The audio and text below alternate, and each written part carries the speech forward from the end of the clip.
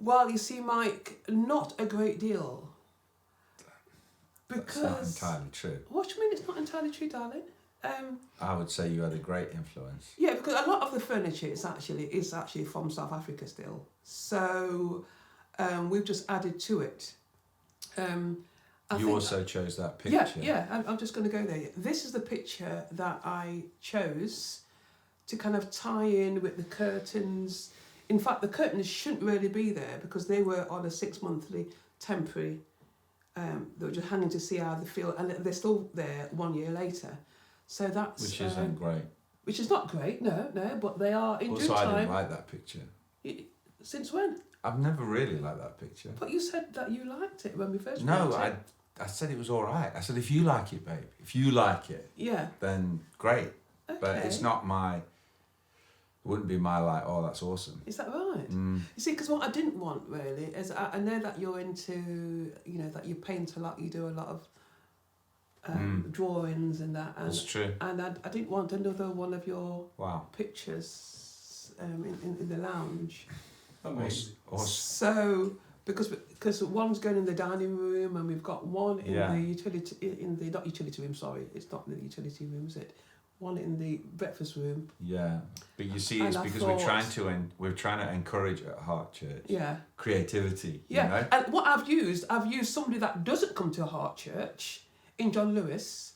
Yeah. And I thought this artist, I forgot his name now actually, Lang. His name. Lang. I just thought Lang looks quite abstract, and I thought that you may like it because it just ties in with the room and the creativity of the room. I just thought. Awesome. Well, if you're happy, babe, I'm happy. You see, he's so easygoing, isn't he? Easy. That's what they call me on the streets. No, nobody calls you that, sir. And let's maybe move on. Yeah. But Malcolm, the fireplace. Yeah. I did. You did what? Were you gonna ask me if I'd had any influence on the room? Yes. Yeah, I've got influence on the room. I did. I wanted the log burner, and I chose the poker, handmade by a blacksmith. That's incredible. If it's in the mornings, it's me. I would spend. What time in the mornings? About 6:30. I'll be here. I'll sit in the corner where you're sat now, Mike, and I would have my hot lemon, and I'll spend my time with the Lord there, and just get myself aligned with God before the day begins. And then I'll do a bit of Pilates in the living room. In the living room as well. Nice. And then my day begins. And then in the evening, Malcolm would tend to spend your time. Am I right, darling? Yeah, I'd probably I would use other parts of the house to do that. To spend time with the Lord. But here I would relax. I'd watch a bit of TV. What do you watch on TV? Oh my goodness. I'm like a big American political drama fan, so like what? I like the West Wing. Usually when my wife hears that music, and Gabrielle, obviously when she was here as well, they used to run for the hills when they heard that music. They hated it, but I love it. I've watched it several times now. So there's a nice split between the two of you in terms of time spent in here. Yes. Do you ever spend time in here together? Yeah, we do. Yeah, we do. We watch. We would. I've not over the last couple of weeks because my wife is a big Wimbledon fan. That's good. Yeah. And so she has watched that in another room because it wouldn't be my bag necessarily. What's your bag, darling? When you say bag? Well, it wouldn't be Was that watching mine? Wimbledon. I think I'd rather watch paint dry. Wow, that's different. Wimbledon. I love. Do you know what I love? You love. I love the fact that I you love enjoy it. That's what I'm happy. That's what you're happy for. Oh, 100%. Fantastic. Amazing, yeah. Amazing. So, what kind of sport would you say? I do like. Well, it's not again my biggest driver in life, but I do love watching athletics. You know that. that would be my, especially indoor outdoor athletics. I love that. Would gain my interest. Very cool. And how often is that, Mark? How often is athletics? Is that once every 3 years? It depends what you watch. 4 years? Yeah. No, that's the Olympics. There are other times to watch. There are the Commonwealth Games. Oh yeah. There are other times to watch. I think that my favourite piece would be this chair behind us. Talk to us about the chair. Oh, We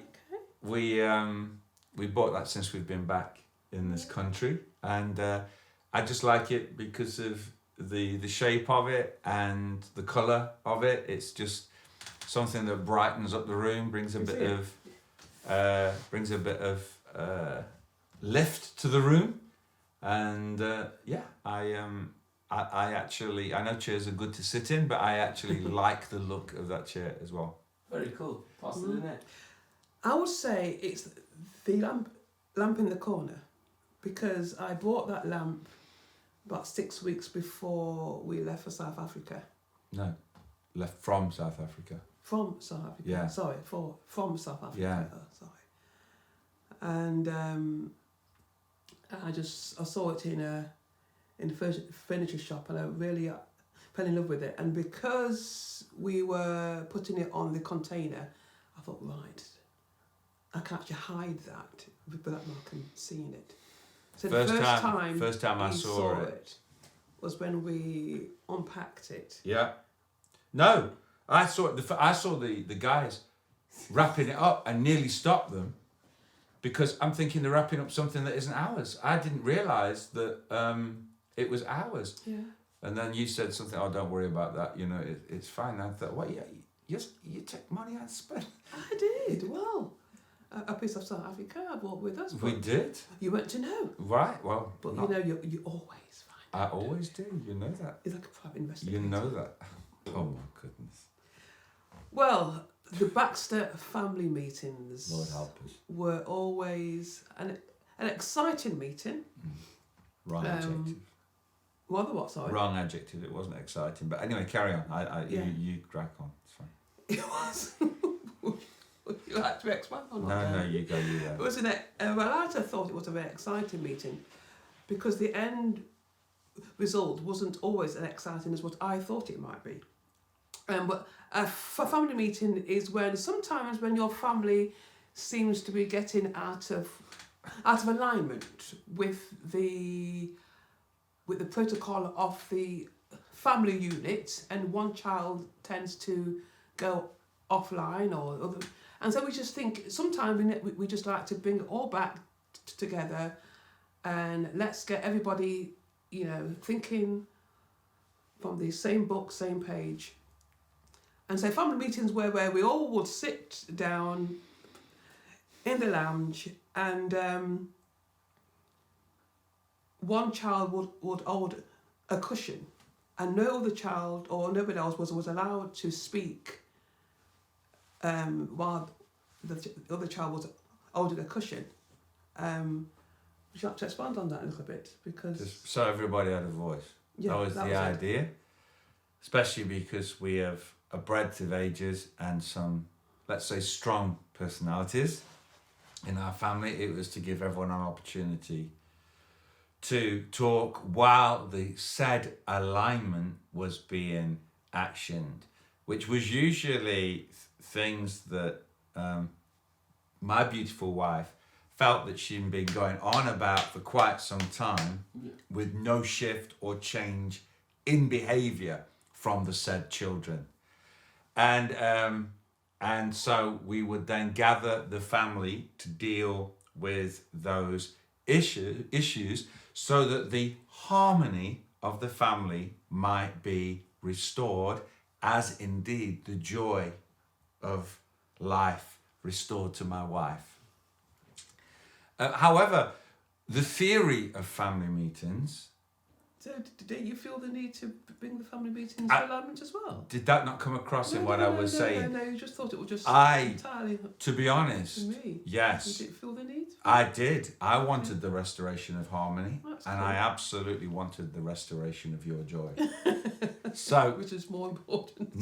that's because then if your joy is restored, I feel the harmony of my life is restored. But the theory of our family meetings went far better than the reality of them, because they were meant to be very serious environments, because they were now like, we've been trying to get your attention for some time about these issues, and you have not been listening. So now, to emphasize the seriousness of this issue, we are now gathered to address this. However, our children, didn't take it as seriously as we did. And usually it went quite pear-shaped, because they used to make me laugh. So give us an example of one of your you think about this one family meeting you can never forget. Oh dear, let me think.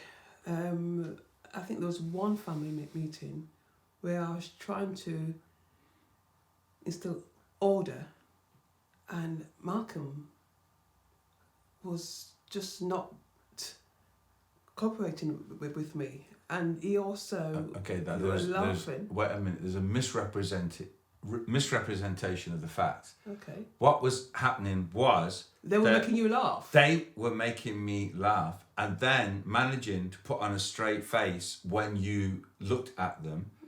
But I was laughing. Now I was in trouble, because I was supposed to be bringing order and discipline into the family. And it usually worked out with my wife walking out. No, walk out. I used to say, Malcolm, please, come on, help me a little bit here. And I was trying to. Yeah, but they just made you laugh. They used to make me laugh, so it was a bit of an unfortunate thing. It was just, I don't know, the combination of them trying to make me laugh and what should have been a serious environment. It kind of amused me. So would you, Pastor Lynette or Pastor Malcolm, recommend other families to try having a family meeting? Absolutely. Maybe not like the way we did it. Yeah, in its ideal form. But that's all part of it. You know, the fun is on the banter is all part of it. But as long as you have family meetings that everybody knows what family meetings are all about, it is a bit of banter as well, a bit of fun.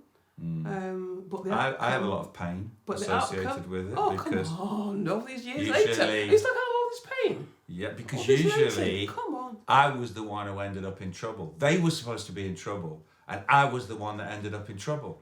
Oh, please pray for Pastor Malcolm, because you can see all these it's years. true. I didn't realise it. I didn't realise I was carrying a bit of pain in my heart, but now we talk about it, I feel some things coming to the surface. But anyway, Lord, thank you. Thank you, you're a healer. You will help me. He will help you. I ever thought about doing Freedom in Christ? Actually, I am doing it at this moment. Because I think that will help some with the pain. Thank you so much for the suggestion. Indeed, anyone who wants to deal with issues in their life, Freedom in Christ would be an excellent course to do. Especially if you have family meetings. No, not always. Not at all. Not always as tidy. I think for this season of our lives, it is more tidy than it's ever been. But as you can imagine, when you've got 4 children, and we had 4 under 7 or 4 under 8, and each child carries their own, toys and their own stuff. Their stuff. It's everywhere. It's everywhere. Yeah. You know, from PE kits thrown in the corner, to trainers on the top of the TV, to socks under the sofa. Okay, we didn't. Yeah, that wasn't. So sometimes that sounds like we should call a family meeting. If that's going on, we should call a family meeting. I'm just saying, it can happen. But then but then come the evening times is when I used to say, okay, now it's time to put our toys away, and we had cupboards where they all went into, and then I used to put the timer on, rather than just keep nagging on, come on, the timer went on, And so the timer went on for about 3 minutes, and then when the bell rang, that's when they knew. No, that's wrong there, wasn't I? No, when the bell. Yeah, it was. Yeah. We gave them the timer. We had an 2 old Zanussi cooker, an old gas cooker, with a mechanical timer. Yeah. I remember it clearly. And when it came to tidying up their stuff, we used to put the timer on, so that they knew when the bell went, it was time to tidy it, to tidy it up. And so that gave them time to actually play. It was 5-10 minutes, and then as soon as the timer went on, they knew that was a time to put your toys away. Because sometimes, you know, you just keep going on and on. Come on! I've told you to put that away. I told you to put that away. But when the timer was on, everybody knew that was a time to clear away. And I think it's important to teach your kids to tidy up.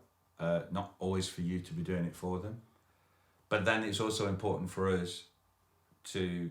I think the thing about a living room is it becomes so many places.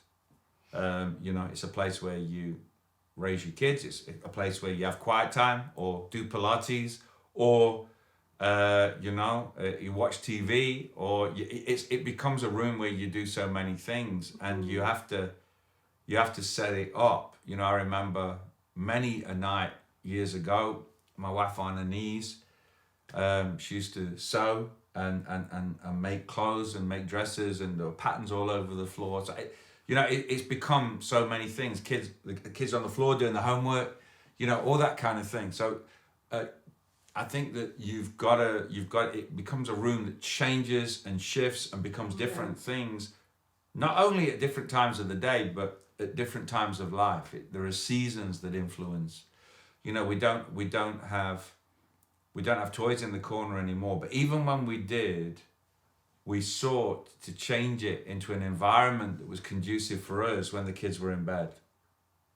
You know, and it's easier not to sometimes, but you know, we used to back in the day. I mean, we remember when tea lights became a thing. They went, you know, now everybody uses tea lights, but back in the day, I think it was like IKEA or something introduced them, and it was like they were a big deal because like no one had seen them before. But we used candles. Yeah. We've always used candles and lighting to influence the atmosphere, so that, you know, it could be a relaxing adult environment for us, even though we had, you know, quite a few kids rolling, them and their friends. Often had their friends over, so we often had 6-7 children in our lounge at any one time.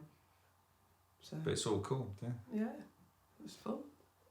We've always had a dining room, so we would always, except for the first house. Yeah, we had a dining room in the first house. Yeah, but it was one room. Yeah, but I'm just saying that you could, if you don't have a dining room, you can always have one of these fold up and down tables. Very cool. Where that lounge could also become a dining room as well. Yeah, or a box. Oh. Put a box and put a cloth on it. If you're entertaining. Okay, when you say box, what do you mean? A box? No, I'm saying if you haven't got a table or you haven't got much space, you could just get as long as you're creating a space where people could, you know, you could get a wooden box or and just put a cloth on it. You know, you just got to become masters at thinking creatively and not allowing the environment to dictate to you what you do. Yeah. We haven't always had the best stuff. You know, we've had like second hand, third hand sofas. But you learn just to make the best of it, and we never let that impede us having people over. So even though we didn't have the greatest stuff or we didn't have the latest stuff, and I'll be honest with you, you know, we had in our early married life, we had all our kids in our early married life. So, you know, we didn't always have a lot of money swashing around. So, you know, but we always had people in our home, and we focused on creating hospitable atmospheres, but also on making a warm and friendly environment that went beyond our stuff. Even with our kids, we decided that we wanted to create memories for our kids by what we did, and not just spend a lot of money on stuff at the time. And also for home, you want to be good stewards of your stuff, but you don't want your kids to be stressed out of their brains because they can't put the cup there and they can't. So there's a real balance in teaching, if you like, your kids the etiquette of home, but at the same time being relaxed enough for it to feel like home. You know, you have to come to the point, like, I'm a little bit crazy in that I do like things neat and I like things nice, but you know, it's not a show house, it's a home. And in a home, then that things, you know, that I like, there's a version of me I remember where we've got a dining table now.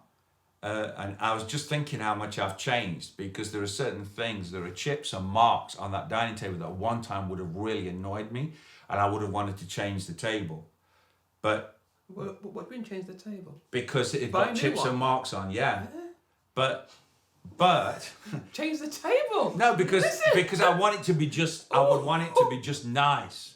But now the way I view it is that those chips and marks. I'm talking. Shh. Those chips and marks represent memories. Do you see what I'm saying? So that now, instead of me being irritated by them, they represent great memories, great family meals, great times together, and so, you know, my perspective has changed over the years, and that's, you know, that's a good thing. Over the years, I can remember many years ago, when I think I had 3 children who were under 5 at the time, and the lady across the road thought I actually run a nursery. I mean, a kids nursery, because we had so many children and mums coming in inside the house all the time. So I didn't realise it just seemed to happen. So I think our home has always been a place where people could just come and relax, and there's always food. You know, even though we didn't have a lot of money, but I could always create something from nothing in the fridge. And so, you know, don't ever not entertain because you think that you can't afford it, or because it isn't about the food. It's about the love that people... It's a little bit about the food. What do you think about the food? It's a little bit about the food. You want it to taste nice. Yeah, but my food always tastes nice. I know. True. True. Amazing food. Always tastes amazing nice. Food. Thank you. Even though we have... Thank you for feeding me for all these years and looking after me. I appreciate it. If you carry on, you'll be feeding yourself. Hey. As you were saying, Pastor Lynette, before you were interrupted. No, until I was so... Yeah, so we've always had people around, and it's not always people. We've always had the children's friends as well, and their friends, and we used to just... This went on, you know, all the time. So we always had extra bedding around because, you know, in case their friends stayed over, which often they did. They do just... I think it's a life choice. I think that sometimes... I think that the big difference, having a house versus having a home. I think that there is a big difference. There, you know, you can have all the latest stuff. It can look amazing. You might be able to take photographs of it and show it on Instagram. Great. But is it a home? You know, I think that what the home is a place where people are formed. If, you know, just going deep for a minute, in that regard, the home is a womb where people are formed, ideas are formed. Yeah. People are affirmed, their self-esteem is built or not. So I think the home will form, the atmosphere that you bring as a family will form people. You've just got to be intentional in how you form. I think that interaction is so important. One of the things I would say about the living room over the years is we have interacted as a family, but we find we're in a day and age, because of course we began our family pre-internet days, whereas now screens do babysit kids quite a lot, whether it's the games or whether it's the YouTube or whatever it is. Screens do babysit the kids, and yet I don't think I would want YouTube to be bringing up my kids. Do you know what I mean? I think that you've got to help the way you help your children, and the way they learn to interact and socialize is by the interaction that is in the home. So yeah, it's a place where ideas and dreams and affirmation happens. It's more than just what's in the room. It's the atmosphere of the home that will make a big difference. I think we won't even think about it, would we? I think we just, it's a natural thing. We just go around and pick up and put that back and put just things in order, because I think over the years, for me, for us, it's just a natural thing that we tend to do. Because when you've always got a house full of children or entertaining, we actually pull together things like that. I think that if Bethany is watching this, if I don't say that I can't believe that the kids mess up the windows every time they come round, she's gonna.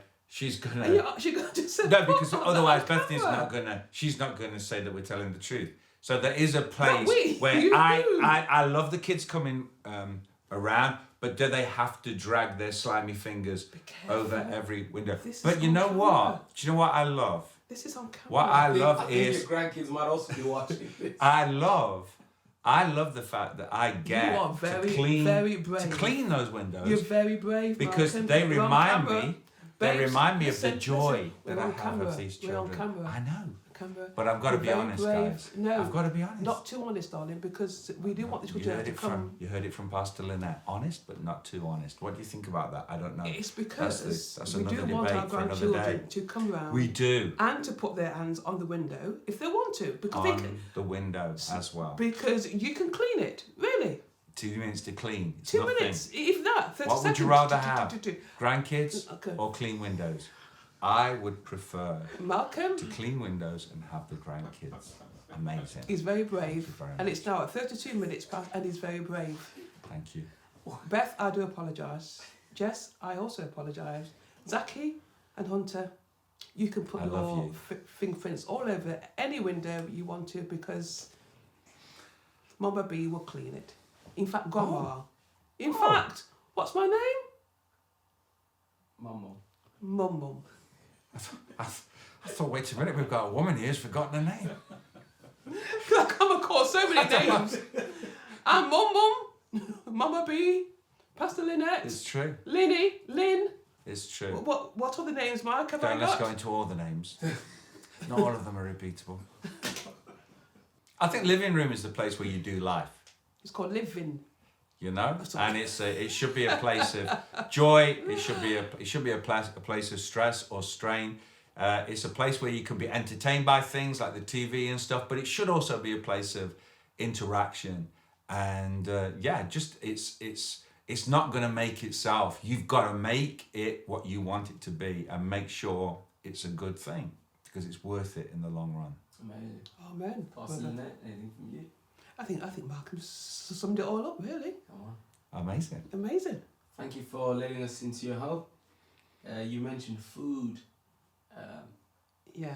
Um, That was if we had known that you were coming, but we didn't know you were yeah. coming. Oh, but I think there's I'm joking. There's always food in my fridge. got a bag of crisps, something for you. There's always food in my fridge. And Mike and Ryan and Arabella. I know your name, Arabella. If you do want something to eat afterwards, I can make you a great meal.